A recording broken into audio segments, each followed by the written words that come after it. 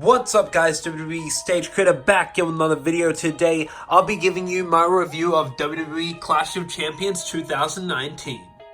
So we started things off on the kickoff show with the Cruiserweight match. To be honest with you, I did not watch that. I don't watch the 205 live show. I don't really care about the Cruiserweight division, but I did watch Cedric Alexander versus AJ Styles, which did get moved from the main card to the pre-show.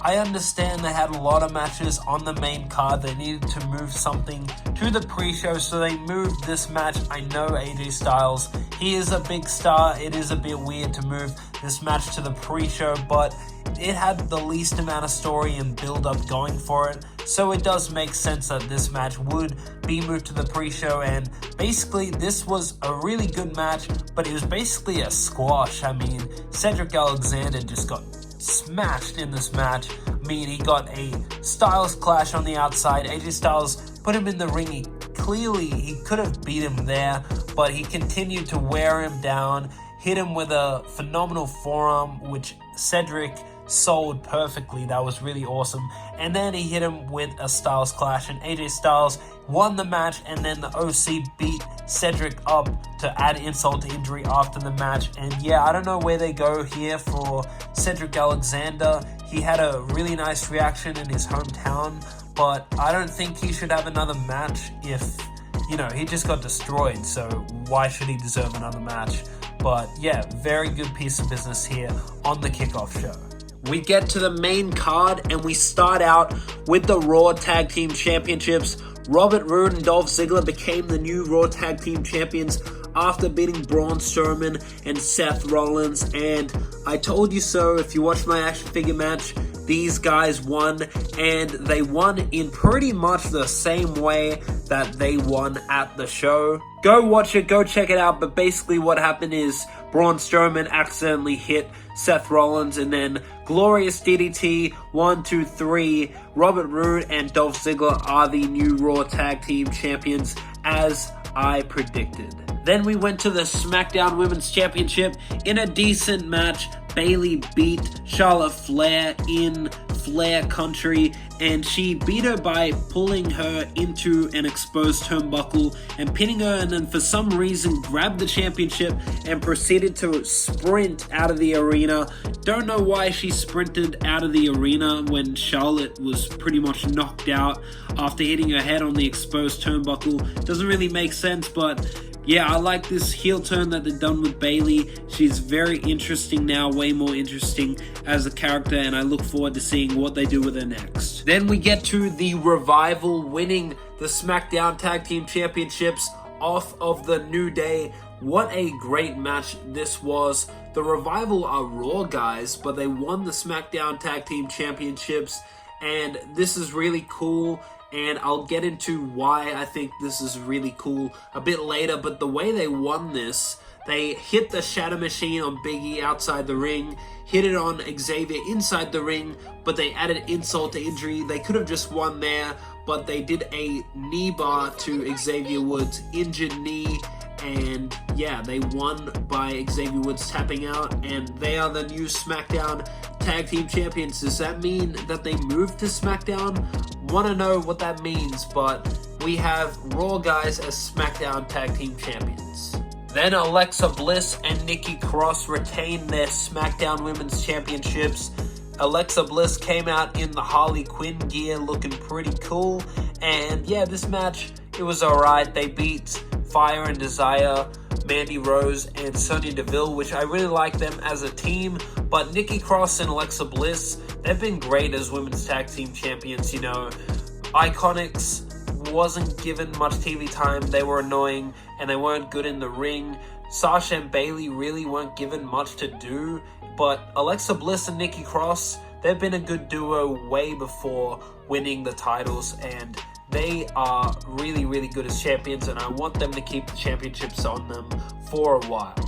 Then we have Schinsky Nakamura versus The Miz, and Shinsuke beat The Miz. Obviously, I thought this would happen. He kind of got a little bit of help from Sami Zayn, but not too much, really. And Shinsuke wins. Who should face Shinsuke next? I reckon it should probably be Ali or Aleister Black or someone like that. It seems like they want to keep the title on Shinsuke for a bit with the new duo with Sami Zayn, kind of re-establish Shinsuke, which is much needed, but I think he should have a good babyface to work with next, who he can beat, who a loss won't hurt too much for Shinsuke. But yeah, they really need to do something with Shinsuke. He was so good in NXT and when he came up to the main roster, but he's really fallen over the past few years and they really need to get him back to what he was. But I don't think they can really do that with him as a heel. Maybe one day he'll turn babyface again, but who knows if he'll be as over as he used to be. Next, we have the big money match, Becky Lynch, the Man vs. the Boss, Sasha Banks, and this was really good. I really enjoyed what they did here. Big setup for Hell in a Cell. They really just went to a disqualification to further the feud. They didn't want to have a decisive finish here, and they fought all around the arena. Becky Lynch accidentally hits the referee with a steel chair. Then they fight all around the arena and then back to the ring, and then Becky hits Sasha Banks multiple times with the chair and then puts her in the disarmer inside the chair, and then the referees break it up. I think they'll probably have a women's Hell in a Cell match. WWE loves pushing this first time ever stuff, and they haven't done a women's Hell in a Cell in a while, so I reckon this will be the match. And I think this will be a pretty good women's Hell in a Cell match. If you're going to do one, I think this will be a great women's Hell in a Cell match. Also, if this is a women's Hell in a Cell match, this will be the first women's action figure match we do here on the channel. Stay tuned. Next up was the WWE Championship, and Kofi Kingston retains, hitting the Trouble in Paradise on Randy Orton, and Kofi Kingston is still your dominant WWE Champion, and I understand the long run. This is how you build a champion, having him beat all comers, having a long title run, and I'm really enjoying Kofi's title run. He's way better than the past champions like AJ Styles. He was so boring. His feud sucked, and Jinder Mahal, oh my god, he was terrible. Kofi Kingston is such a good change of pace. His feuds have been pretty good. He's always delivering good matches. He's wrestling nearly like every week on SmackDown or Raw. So yeah, Kofi Kingston, very good champion. I love the Trouble in Paradise. He's doing great. A lot of people are saying he's boring. I think it's just the fact that he's had the championship for a long time and people just want to see new champions. I understand that, but when you look back at his championship reign, you will say it's pretty good. The only thing I don't like about Kofi is the whole pancake thing. Bring back the old theme song.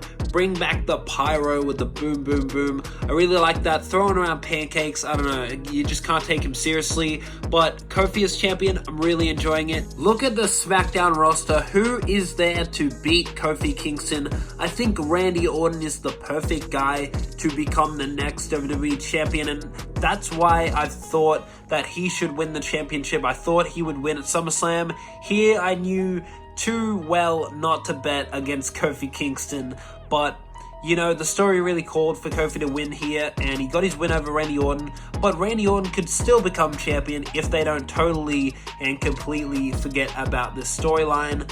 I guess it's kind of bookended right here, but it still could continue, especially since the Revival just became the SmackDown Tag Team Champions. Here's a really cool fantasy booking I had for Hell in a Cell here. How about we have The New Day versus FTRKO, Revival, and Randy Orton inside Hell in a Cell. Winners take all championships.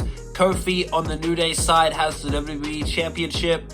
On FTRKO's side, they have the SmackDown Tag Team Championships. Winners take all. I think that would be an awesome Hell in a Cell match to have. Hopefully they do that. I think that the New Day probably would win that match considering they're a team. And then what I think would happen is that Randy Orton beats Kofi Kingston on SmackDown on Fox. When they move, they want to pop the ratings. They want to get attention on SmackDown Live on Fox. Here's how you do it. Randy Orton beats Kofi Kingston free and live on SmackDown on Fox, and we have a new champion, Randy Orton. That's what should happen, and I hope we do have the Hell in a Cell match. I hope that Randy wins the title on Fox. Comment down below, let me know who should beat Kofi Kingston. Do you like my idea? Comment all that down below, but a very good match between Randy Orton and Kofi Kingston. We then had the no disqualification match, Erick Rowan versus Roman Reigns and Luke Harper. Erick Rowan's former tag team partner, Luke Harper, returned and helped Erick Rowan beat Roman Reigns here. Roman Reigns and Erick Rowan fought all around the arena. There was one really cool spot where Erick Rowan caught Roman Reigns when Roman Reigns went to jump off of the steel steps and hit like a clothesline or a Superman punch, and then he launched him up in the air and caught him in a power bomb position and power bombed him through the table. I thought that was really cool. They fought up to the stage, used that camera. There was a couple table spots, and yeah, Roman Reigns goes for the spear running down the ramp, and then Luke Harper hits the big boot, and Luke Harper is back. I wonder if Daniel Bryan is still going to be the man in charge, the guy who orchestrated all this. It seems like they're going to depart from that, and it's going to be Erick Rowan and Luke Harper who orchestrated all this, which is very, very interesting. I do see Roman Reigns getting a tag team partner for Hell in a Cell to face Erick Rowan and Luke Harper.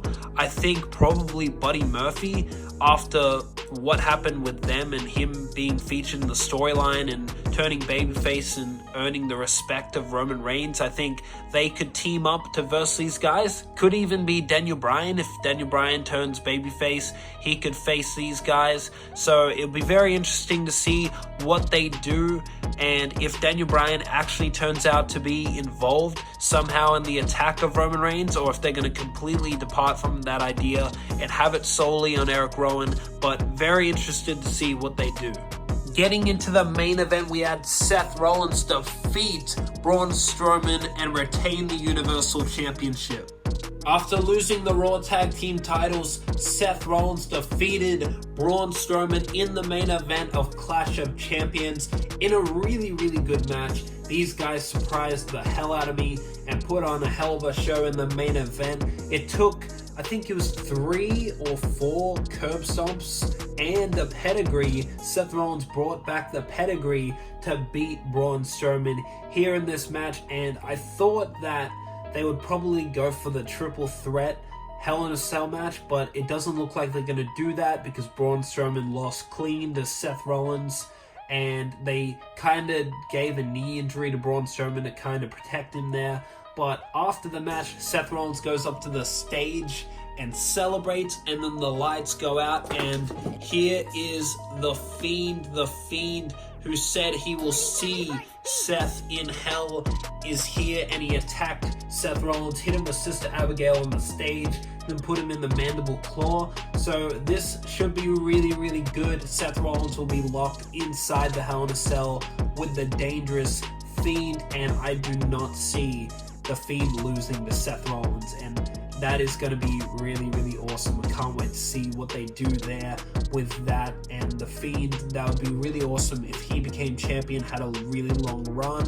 The Fiend, the WSC Hardcore Champion, you'll see this week. He defends his championship against Jon Moxley. Will be an epic match. You heard it here first in a last man standing match. But here tonight at Clash of Champions, he made his presence known, and yeah, very good pay-per-view, Clash of Champions. Really enjoyed it, really liked the finish of it, and yeah, a lot of good stuff on the show. And yeah, if you haven't seen it, go check out some of the stuff that I mentioned here in this review. By the way, got all my predictions right for this show. I didn't do a predictions video on YouTube, but I did say my predictions on Instagram, except for the SmackDown Live Tag Team Championships. I actually forgot to predict that in my Instagram story, and I actually would have gotten it wrong. I did think the New Day was going to win. Stupid me. It seems like they're going to go for the Hell in a Cell idea that I said, so it definitely makes sense that they would win. But yeah, fun show overall. Go check out the action figure matches for Clash of Champions that we did, very similar to what happened at the real show, so go check those out. Please like this video if you liked it. Comment down below your thoughts on Clash of Champions. Please subscribe to this channel if you haven't already. Follow me on Instagram at WWE_stage_creator, and I'll see you guys on the next video.